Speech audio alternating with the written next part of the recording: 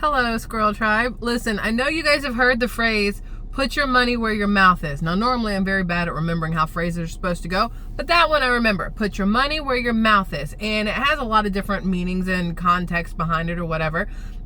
During the end of Joe Biden's presidency and the beginning of President Trump's presidency, there were a lot of people out there that were doing the whole put your money where your mouth is after President Trump came out and he was like, hey, you know what? Screw this DEI crap. Let's get rid of this. We're not doing the DEI thing. And a lot of companies were like, all right, fine. And they pulled back on their DEI programs. Target being one of those companies. Now, a lot of people on the conservative side did not like Target to begin with because of their overabundance of flag and rainbow and LGBTQIA plus, comma, whatever other things they've thrown in there lately.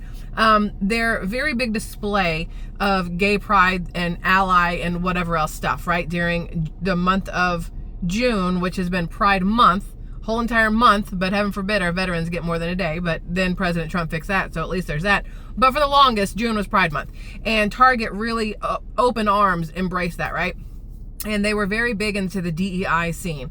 And when President Trump came out and said, you know, no more DEI, and Target goes, all right, no more DEI, a lot of people decided to boycott Target. But you would think it'd be the LGBTQ blah, blah, blah, blah, blah, because of all the things that Target took out of their stores pertaining to the said rainbow group, as people call it. But it wasn't. It was a lot of Black African Americans that decided to take their business elsewhere because of the change in DEI. And I have a couple of friends on Facebook, Black females, and one of them mentioned, and then we're going to get into In-N-Out. The whole reason we're doing this is for In-N-Out, but this is just like a lead up to it. A Black female friend of mine that I went to high school with, middle school and high school with, she posted on Facebook, she's like, so are we all still, you know, just avoiding Target and not giving them our money? But, you know, how does that affect the Black businesses that are inside Target, like the brands and things? And it's a very interesting question because another Black female that I went to school with has a hair curl product that she got put into Target. Now, if it made its way into Target because of DEI, I have no idea. That could have been why, or it could be because she has a great product and it works great on curly hair. I can use it on mine. My mixed daughter can use it on hers. A full Black female can use it on hers. Plenty of people can use these products, right? So she asked this question on Facebook, and I decide, you know, my voice is just as important as anybody else's, so I leave a comment and I said, I understand, because I do. I try to see things from all different points of views, except for the ones who are children lovers and the ones who want to mutilate children's bodies and make them a different sex. I don't see anything from your point of view. Y'all are all effing morons. But from everybody else's point of view, I try to at least see where they're coming from. That way I can have either a agreement or a rebuttal, because you can't understand this side if you're only paying attention to this side, right? You have to look at a little bit of everything. So I replied back to her on the post, knowing I was going to be the only white girl to do so, but you know, it is what it is. And like I said, I think if you don't have both sides of the coin talking about a conversation, it's really a very biased conversation. So I comment and I said, listen, I understand why a lot of people decided to boycott Target and numerous other companies after DEI was pulled out, because it has been drilled into your brain that without DEI, you can't get into these places. Heaven forbid you do it on your own merits or because of your, you know, your talent, your abilities. A lot of people have been hired because they were told they had to hire somebody because of DEI. I wouldn't want that job personally, but I said, the downside here is that by taking your business elsewhere and taking it out of Target, what you are in essence doing is ensuring that Target no longer carries Black businesses, Black business products or things like that. Think about it, because a lot of people don't think about it. If you have been shopping there and you go there for these products and you buy them, Target sees that these things are moving off the shelf and they keep ordering them to put them back on the shelf.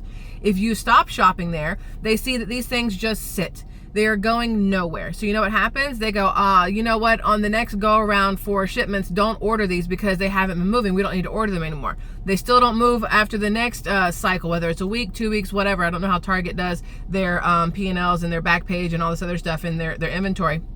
Target goes, you know, this hasn't moved in like 3 weeks. take it off the shelf. We'll go ahead and finish that out. We'll put something different on the shelf. So now that possible black female or black male or woman-owned business or veteran-owned business or whatever else that happens to be there, doesn't have to be black. Obviously, there's plenty of other ethnicities that it could belong to.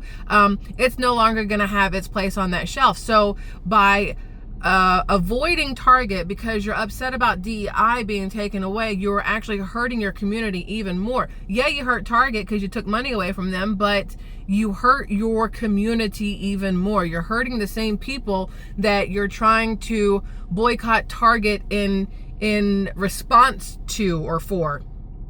Don't really know how to phrase that one, but you guys know what I mean.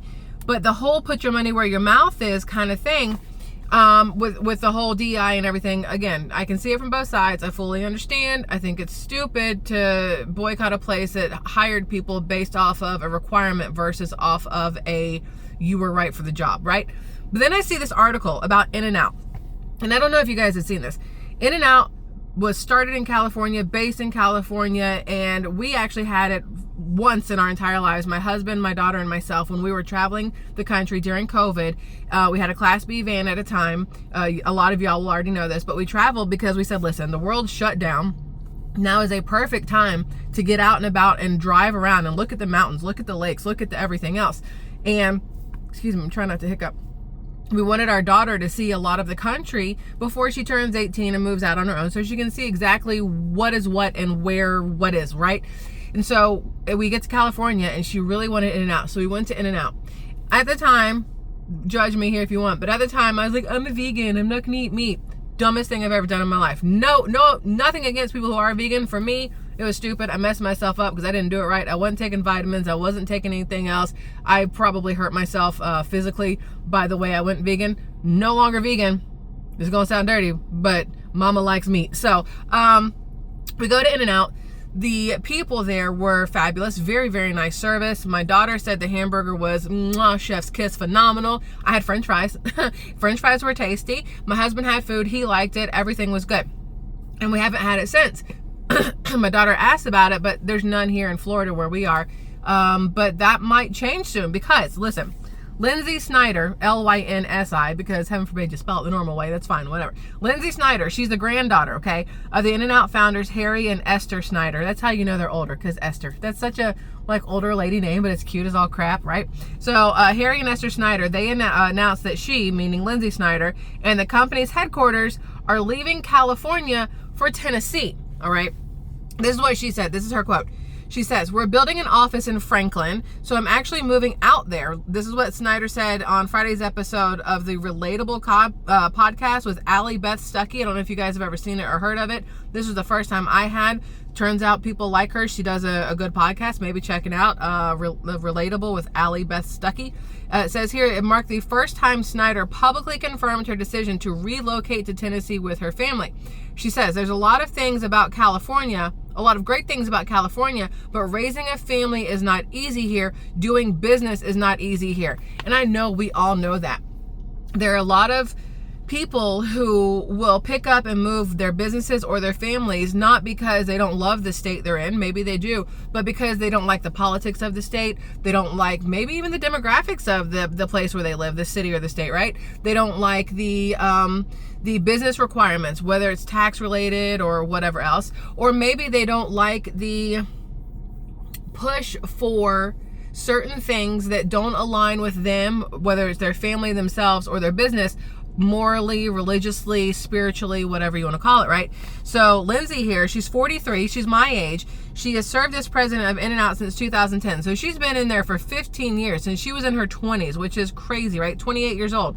Oh, look, I did math easily. There was no finger counting or anything. A little proud of myself. Good job, Michelle. She's been the president for 15 years, guiding the company's steady expansion across the Southwest and now into the South. So, hey, Lindsay, if you're watching, go ahead and bring some of that over here to Okaloosa, okay? The next chapter begins in Franklin, just outside Nashville, which is still my favorite city to visit for all of you from Nashville. I love your city. Where the company broke ground on a 100,000 square foot office just last year, 2024. The first restaurants in the state are slated to open next year, 2026. For people in Tennessee, you have something to look forward to. Now, what's crazy is the company In-N-Out has been in California for so incredibly long. It is like intertwined with palm trees and the car culture, which LA and in California in general has a very big car culture kind of thing, right? And the fact that they are going, hey, listen, we're taking our talents to Tennessee. That's a LeBron joke. It's not going unnoticed by people, because when that is something that has started in that state, it's a staple of that state, and they're going, no, I don't want to be here anymore. We're going to scoot on over to the East Coast. That is a massive slide. It's not like they just go, listen, let's just go to Nevada. We'll go right next door. Or go to Texas like Elon Musk did when he pulled out Tesla and SpaceX and whatever else he's got his hands into, and took his businesses from California because of Gavin Newsom, moved them over to Texas, voted Republican for the first time, then lost his ever-loving mind, and who knows where we are now with Elon Musk. People are noticing that California, the way things are run there, again, whether it's politically, spiritually, whateverly, are causing businesses and people to leave. And she says here, it will be wonderful having an office out there, meaning Tennessee, growing out there and being able to have the family and other people's families out there. Says in recent years, the company faced heightened regulatory scrutiny during the pandemic. This is my favorite part, including temporary shutdowns in San Francisco over its refusal to check customers' vaccine cards. Do you remember when President Joe Biden came out and was like, hey, listen, you need to have a vaccine passport if you want to go anywhere. I remember seeing videos, especially in New York, surprisingly of all places right now, in New York, of waiters and waitresses getting into fistfights with customers over these vaccine cards, whether they had them or did not have them, whatever the situation may have been. People were getting into altercations, and I'm like, this is not part of your stay 6 feet away kind of thing, right? Absolutely crazy to me that was ever a thing that we did, where... See what I'm doing there? I'm moving the mirror. I realized the light was directly in my face. What's crazy, way off topic, the Real ID that came out a couple months ago, I told you guys about. If you didn't have it by, I want to say May 7th, probably pulling that date out of my butt, but May 7th feels correct.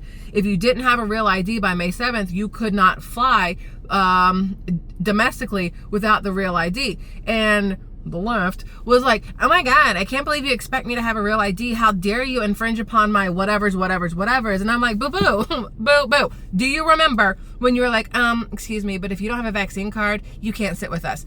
How was that okay, but this is not? Anyway, so In-N-Out was like, you know what? I see you, but F your vaccine card. If you're hungry, come get a burger, right? And a lot of people were like, yay, In-N-Out.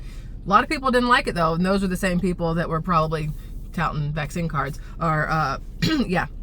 So it says there were so many pressures and just hoops we were having to jump through. This is Snyder talking on that podcast. She goes, you've got to do this. You have to wear a mask. You got to put this plastic thing up between us and our customers. And it was really terrible. She says, I look back and I'm like, man, maybe we should have just pushed back even harder on some of that stuff and dealt with all of the legal backlash. Despite the move, Snyder made clear that In-N-Out isn't abandoning its roots, which is, whatever. Earlier this year, the company announced it would shift its official corporate headquarters back to Baldwin Park, where the chain was born in 1948. My uncle opened the office in Irvine in the 90s. Snyder said, when her dad came, he was just like, this is not us. This is not our roots. This is not my dad. And he wanted to move everyone back to Baldwin Park instead of, is it Irvine or Irvine? Irvine. And then it says Snyder's got 4 children. She's got a husband named Sean. Said that California will continue to hold the bulk of their stores. Tennessee, however, is positioned for growth, as she noted that the company's supply chain from its Texas warehouse will support the expansion. We're able to reach Tennessee from our Texas warehouse. Texas can reach some other states, blah, blah. And then still fans are hoping for an East Coast invasion, shouldn't hold their breath. Florida has begged us, and we're still saying no. The East Coast states, we're saying no. It'll happen, though. I promise you it'll happen. But a lot of this... more on the podcast. They're not going to give us all the podcasts in this article, right? But during the podcast, she talked about how In-N-Out has I don't want to say religious background, because that's not it, but there is religion built into In-N-Out as well. And for those reasons, those were other reasons why she wanted to take her family out of California and move it to Tennessee, whether it's because of the warfare against Christians in general a lot, it seems lately, or because of the push for some of the not what's the right word? I don't know what the Bible says about transgender push on children. Why would it say anything? Honestly, like, why? I don't even think does it say anything like that? If it says something like that, please let me know. It seems like it wouldn't, but I have no idea. I have not read the entire Bible myself. I am newly religious or spiritual, or whatever words you want to use there. I've talked to you guys a lot about it here and over on SquirrelTribe 2.0 about trying to find my path and my footing in a religious, spiritual sense. We won't go into that right now. That's a whole thing. A lot of you already know, and if you know, you know. But I know that in and out, based off of how they are, not just the business aspect of it because of the push during COVID, but even that should let you have some sort of idea what kind of people they are when they didn't want to turn people away or put their employees through all of that just to check a box for the government, you know what I mean? So I thought that was pretty cool. I know, again, every conversation we have is the most random conversation ever, and it's not going to change. I will say it every single time. So I do appreciate y'all letting me have this conversation, but I just thought it was interesting how many people have talked the talk but don't fully walk the walk. And I guess that technically In-N-Out isn't fully walking the walk either, if they're still going to have some of their offices in, what did we say, Baldwin? What did we say? It started with a B. I've already forgot. But the fact that she, as a person, as a mother and as a wife, was like, listen, I need to raise my family in a safer, more morally, just location, and is leaving California for it. I think that's great. Personally, that's my thought personally. To put your money where your mouth is. I like that.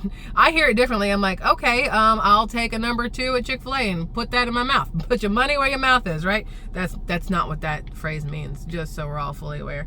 Anyway, that's all, y'all. We went today with the family and went bowling. My brother-in-law, sister-in-law, mother-in-law, and nephew will leave tomorrow. And so today we decided to give brother-in-law and sister-in-law a little alone time without their son. We're like, hey, listen, y'all go to the beach and hang out. We'll take the nephew. We picked up my daughter's best friend, and we all went bowling, and it was a lot of fun. Weirdly, my husband and I, we're competitive with bowling. Like, we used to be on a league together, and we have our own bowling balls, the bowling bags. Like, we're the whole nerdy duo with the bowling stuff, right? And I've got the 2-finger ball where it's meant to curve and all this other stuff. And these kids, these 15 and 16-year-olds, are using the regular balls at the bowling alley that have been all beat to hell and back because they've been there for 20 years, right? They got nicks and cuts and whatever in the balls. And they're walking up to the lane and not even giving half a shit and throwing it down and getting a strike. I'm up there like, all right, I got this. Look for the marker, breathe, pace it right, release, make sure you get the spin, and then step back, and then I get like 7 pins. And hell, I've been practicing for over 20 years to get strikes. This is like your 3rd time playing, and you're just like, and you've got a higher score than me. Whatever. I'm just saying. Ruffled my feathers a little bit. How about that? Okay, that's all. SquirrelTribe. I love y'all.